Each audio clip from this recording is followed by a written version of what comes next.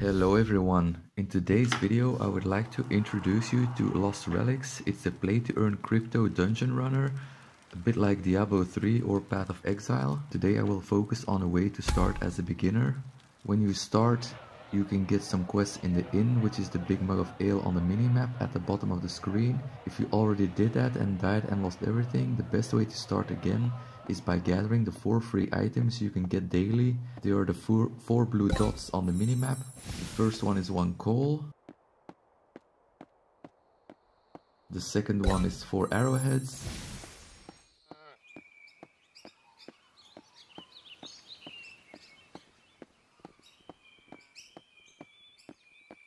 The last 2 seem to be on the upper level.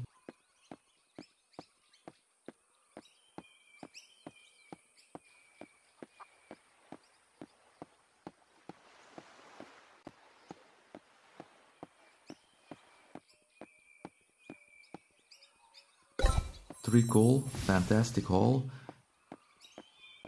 And lastly 88 coins.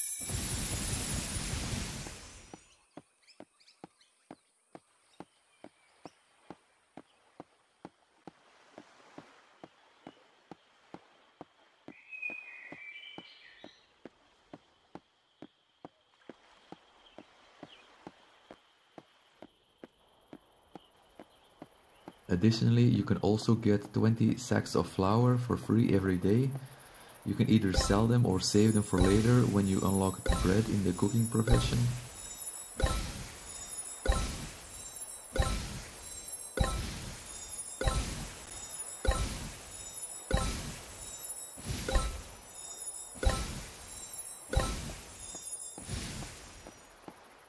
So gold currently sells for 314. So that will give us more than enough money to start.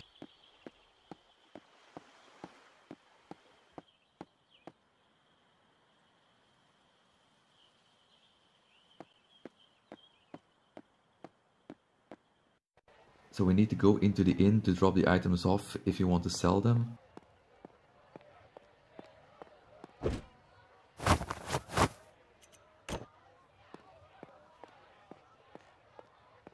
If you did all the quests, the bounty hunter is in the inn and he will give you weekly bounties to give profession experience and a chest that might contain a blockchain item.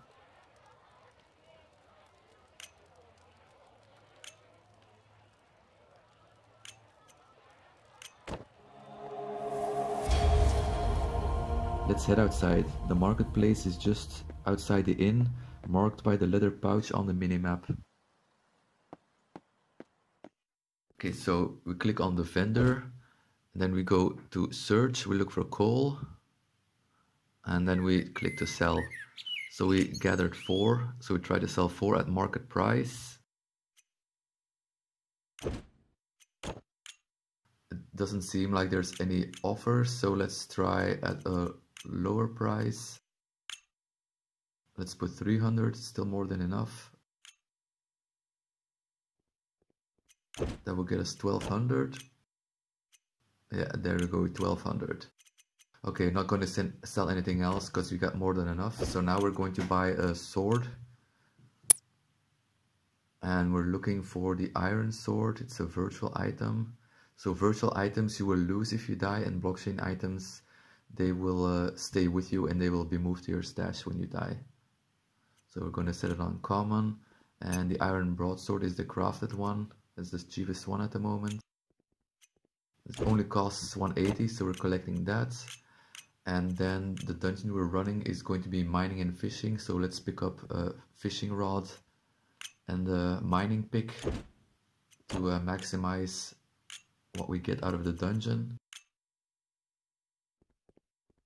There we go, the iron pickaxe.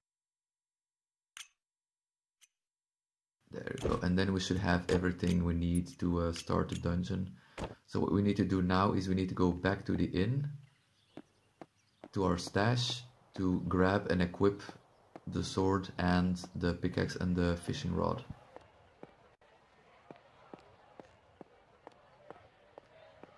There we go, we're gonna look for the sword in my stash. There, I have already crafted some myself.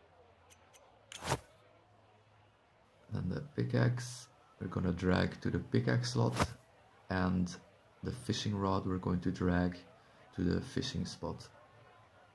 There we go. So now we have everything to start the dungeon. And we're gonna head outside and we're gonna head to Adventure Pass, which is where you can select your dungeons. I'll put the weapon on.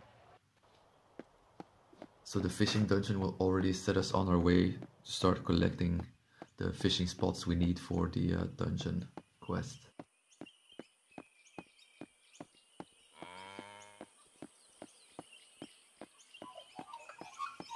Oops, looks like I went in too early.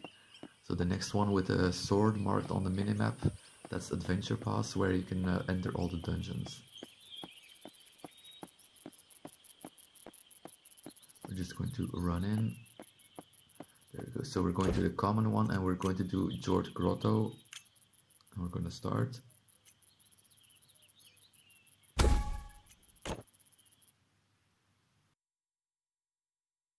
Okay, so the moment you leave the circle, the dungeon starts. So important for the controls is if you hold shift, you can shoot your weapon or swing your weapon without targeting a monster, which is good for swinging your weapon into an approaching monster before you can actually attack it. So the way to kill them is to backstep every time. The first dungeons aren't that much of a challenge. So if you want to clear it fast, you can pull multiple and just right hit them, and then after every hit immediately step back and get attacking range. Using the right click does a power attack which uses energy. The left swing is a weaker attack which has energy.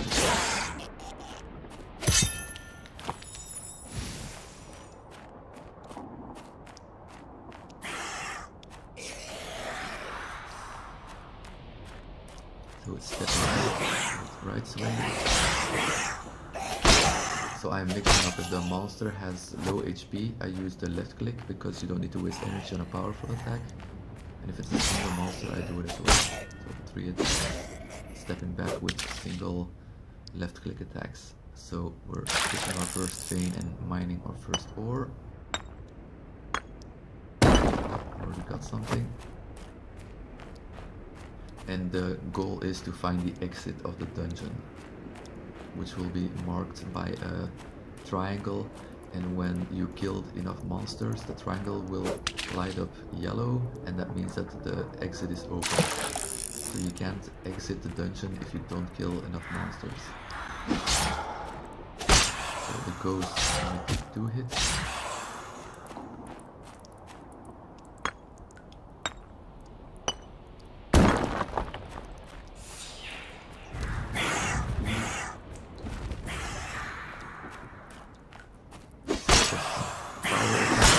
Kills 2 ghosts at once.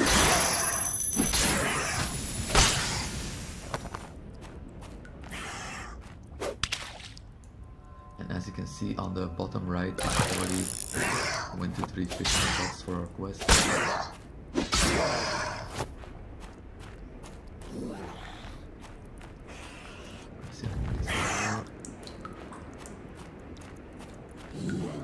So in the first dungeons, there is no real threat of dying as long as you back up to every. Even if you get hit once by every monster, I think you can still make it to the end. So what you saw what I just did now is when you get 2 skeletons, like here, you do 1 power attack on both of them and then 1 normal attack, and then they will both die. That's the most effective way to kill them with energy. So do 1 power attack and then 1 normal attack. And as you can see, I'm not being very careful in this dungeon, and I can take a lot because at this stage it doesn't really matter that much if you hit me a single one. So on top we have the daily goals. If you don't have a membership, you get 3 every day, and the quests always vary a little bit. But you'll also always get one daily spin of the fortune wheel, which is the green circle on top of your screen in the middle of the icons. Bounties are marked by the blue ribbon with the 6 on it.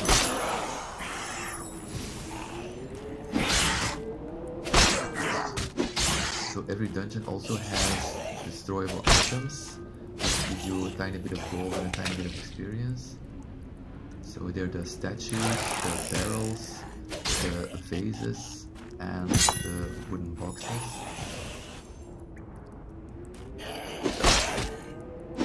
Okay, so we picked up one grunt gizzard for our quest. So this yellow thing is the exit, as you can see by the gray triangle on the mini-map. And once we kill enough monsters, that will open up, and then we can return here to exit the dungeon.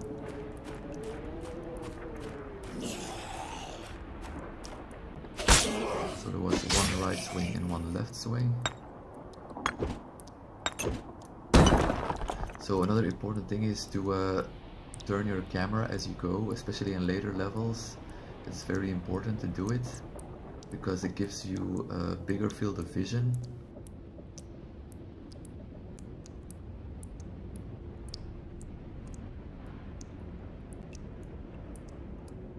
So we're going to set our bindings.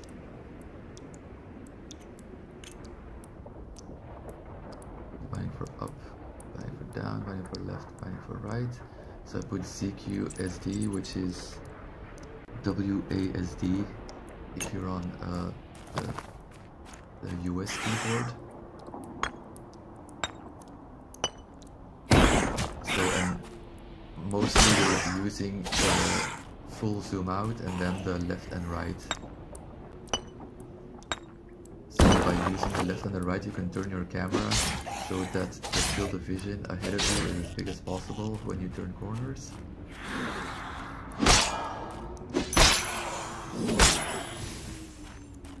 Especially in later dungeons it's important because you're starting to face monsters with ranged attacks, and if you turn the camera on the right they will attack you and you don't see where it's coming from. Or you don't see where you have to shoot with your bow if you are a bow player.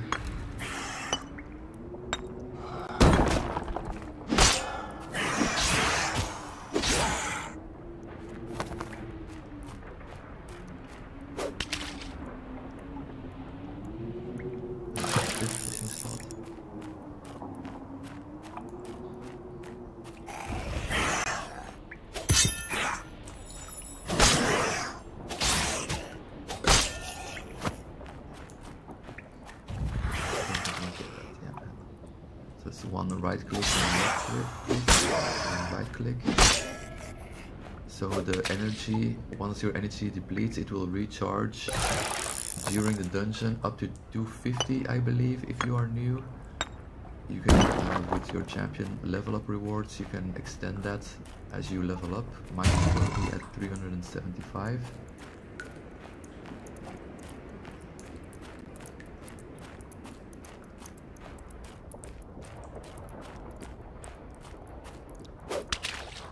Looks like I've been here already. But I didn't pick up the mine and the fishing spot. Okay, this is definitely there. Right click, left click to do everything.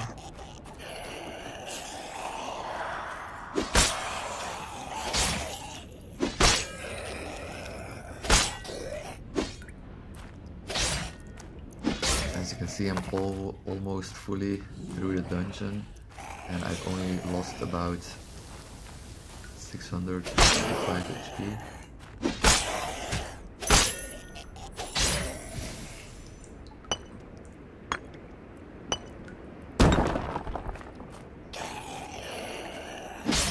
And my energy is a bit low. I'm just going to click hit the monsters so the energy can recharge a bit. In case I get into a bigger group. As always, backstep into the attack range, attack and backstep. take as little damage as possible, because it's going to be very important in the later levels when monsters really start hurting.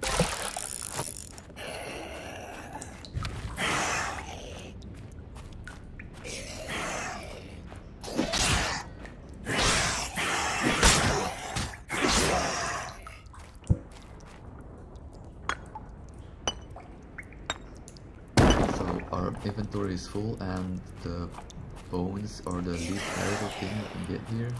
So if you get something else, you can drop the bones by right clicking them.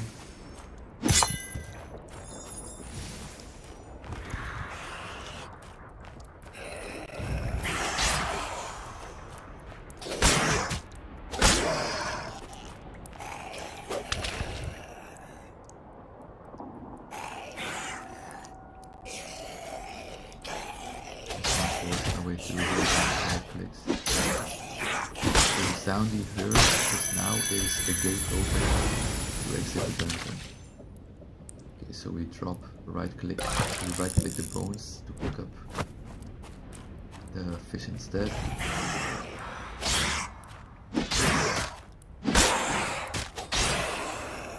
So now we're going to clear everything here, just clean up, and then we're going to head to the exit.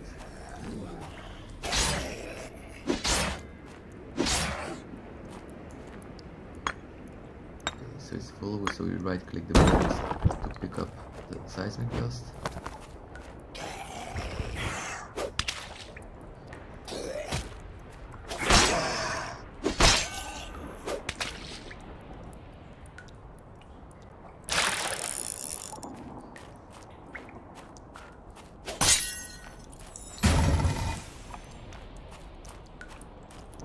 Let's see if I missed. Okay, there's one more little area here for skeletons.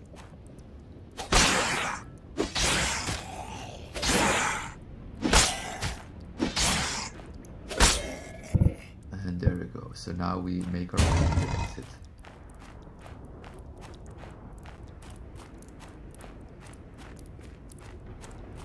So we already gathered 11 fishing spots of our 40 for the quest. The watchers you will find in another area.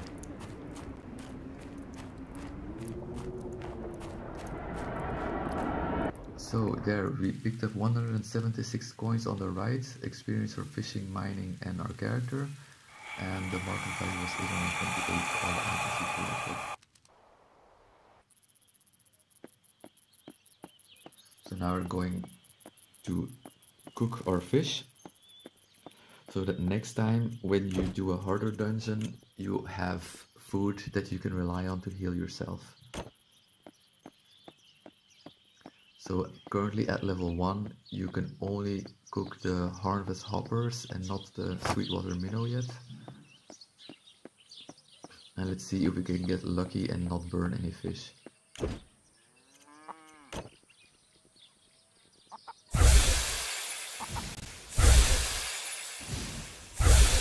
Okay, so we cooked our first fish and we got our first cooking experience.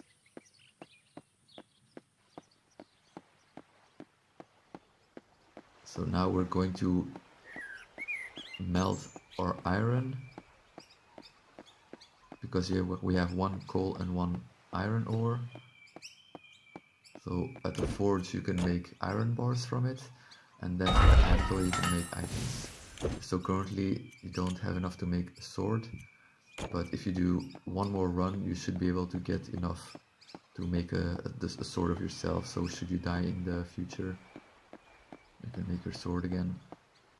And then in the basement there's a bone grinder where you can grind the bones into bone dust that you will need later on for potions.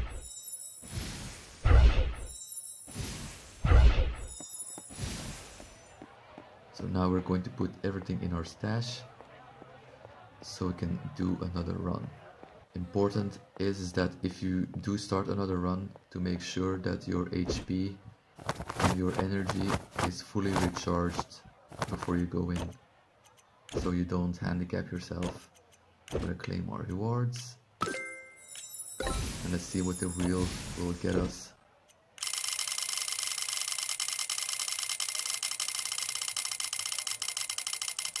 If we get something good.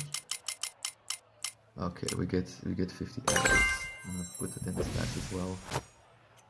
And that was it. I hope you enjoyed this tutorial. If you enjoy my content, please consider dropping a like and subscribing to my channel, as it would help me out a lot. Thank you so much, and I'll see you all next time.